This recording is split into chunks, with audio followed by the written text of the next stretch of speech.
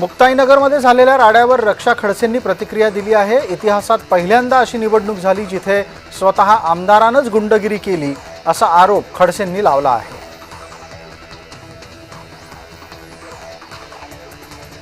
मुक्ताईनगरमध्ये झालेल्या राड्याच्या संदर्भात भाजपा कार्यकर्त्यांवरच गुन्हा दाखल करण्याच्या मागणीसाठी चंद्रकांत पाटील तसंच केंद्रीय मंत्री रक्षा खडसे यांनी दबाव आणला असा आरोप करण्यात येतोय। त्यानिमित्ताने शिवसेना कार्यकर्त्यांवर गुन्हा दाखल केल्याचा आरोपही चंद्रकांत पाटील यांनी केला।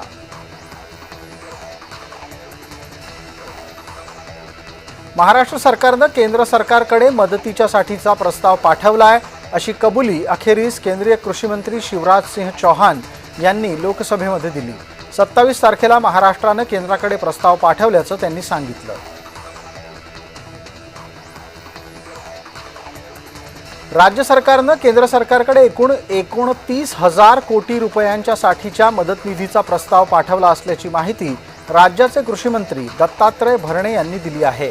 कृषी, ग्रामविकास आणि महसूल अशा 3 विभागांनी केंद्राकडे एकत्रितरित्या प्रस्ताव पाठवल्याचंही भरणे म्हणाले।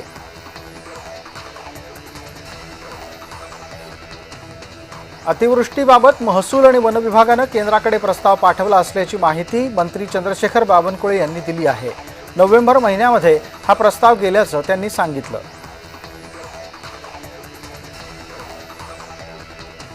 जून ते ऑक्टोबर पर्यंत अतिवृष्टी झाली, त्यात शेतकऱ्यांचं मोठं नुकसान झालंय। 1,03,00,000 हेक्टर पिकाचं नुकसान झालं आहे। शेतकऱ्यांना मदत सुरू आहे असा दावा कृषी मंत्री दत्तात्रय भरणे यांनी केला आहे।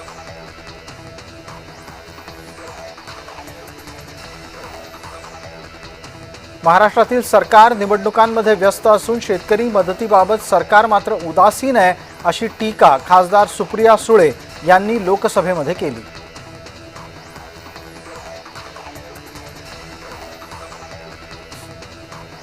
तपोवनातील वृक्षतोडीच्या संदर्भात सामोपचाराने तोडगा काढला पाहिजे। या संदर्भात अभिनेते सयाजी शिंदे यांनी घेतलेली भूमिका ही पर्यावरण रक्षणाची आहे असं अजित पवार यांनी आपल्या एका ट्विटमध्ये म्हटलंय।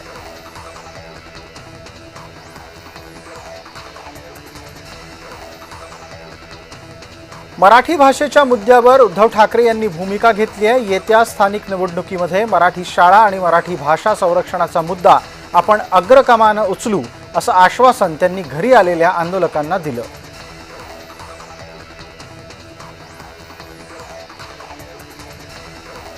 संचार साथी ॲप अनिवार्य करण्याच्या विरोधामध्ये ठाकरे गटाचा आक्षेप आहे। शिवसंचार सेनेचे अध्यक्ष अखिल चित्रे यांनी केंद्र सरकारला याबाबत पत्र लिहिलंय।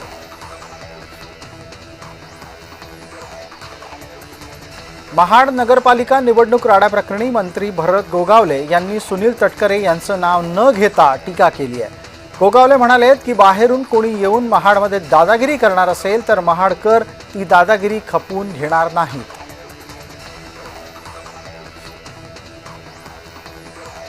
महाड नगरपालिकेमध्ये झालेल्या राड्याच्या प्रकरणी शिवसेना आणि राष्ट्रवादीच्या कार्यकर्त्यांवर गुन्हा दाखल करण्यात आला आहे। मात्र राष्ट्रवादीच्या उपस्थित नसलेल्या कार्यकर्त्यांवरही गुन्हे दाखल करण्याचा आरोप स्नेहल जगताप यांनी केला आहे।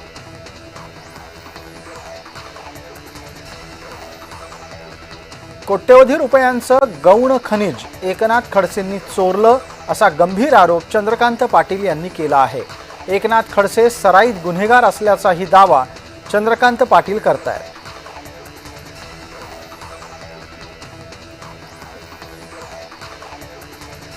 शासकीय नियमावलीला फाटा देऊन बेकायदेशीरपणे बाईक टॅक्सी चालवणाऱ्या कंपन्यांवर गुन्हे दाखल करा असे आदेश परिवहन मंत्री प्रताप सरनाईक यांनी दिले आहेत।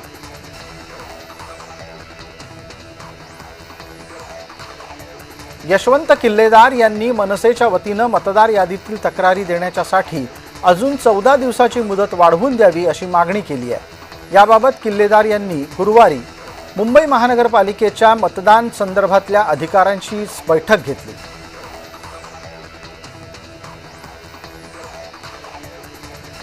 मुंढवा जमीन गैरव्यवहार प्रकरणामध्ये अधिकाऱ्यांना सक्तीच्या रजेवर पाठवलं जावं आणि तेजवानीला अटक केली जावी अशा मागण्या अंजली दमानिया यांनी लावून धरल्या होत्या। त्या मागण्या काहीशा मान्य होत असतानाच मुख्य आरोपींवर अद्याप कारवाई का झाली नाही असा सवाल अंजली दमानिया यांनी केला आहे।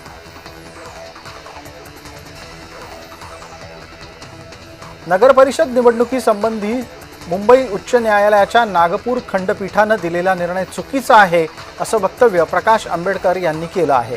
सर्वोच्च न्यायालयामध्ये या निमित्तानं हस्तक्षेप याचिका करायला हवी आणि न्यायालयानं हस्तक्षेप करून या प्रकरणात मुंबई उच्च न्यायालयाच्या नागपूर खंडपीठानं दिलेला निर्णय कसा काय चुकीचा दिला असा सवाल त्यांनी केला।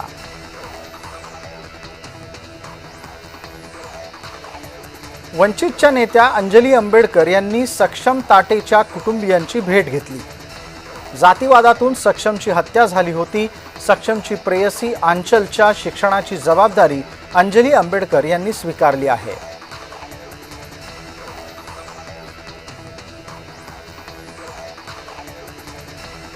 पवार कुटुंबियातल्या विवाह सोहळ्याच्या एका टप्प्यानंतर आता जय अजित पवार याचा लग्न सोहळा पार पडणार आहे। विशेष म्हणजे हा सोहळा मुंबई पुण्यात नाही तर चक्क बहारीनमध्ये संपन्न होणार आहे।